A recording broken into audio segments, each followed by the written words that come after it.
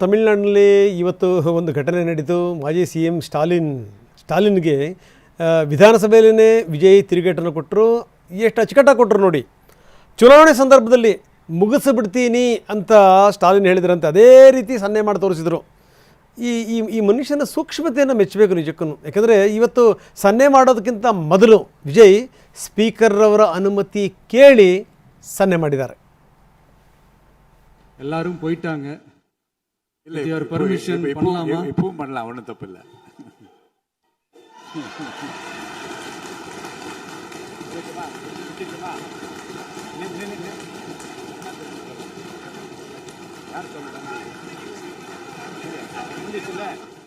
அவங்க இருந்திருந்தா ஒரு ஆக்ஷன் பண்ணணும்னு எனக்கு தோணுச்சு.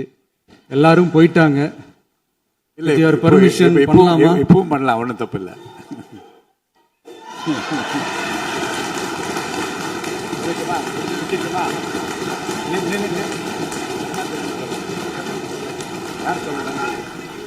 ನಾವು ತೋರಿಸ್ತಾ ಇದ್ದೀವಿ ಎರಡು ದೃಶ್ಯಾವಳಿಗಳನ್ನು. ಚುನಾವಣೆ ವೇಳೆ ಸ್ಟಾಲಿನ್ ಆ್ಯಕ್ಷನ್ ಮಾಡಿದ್ದು.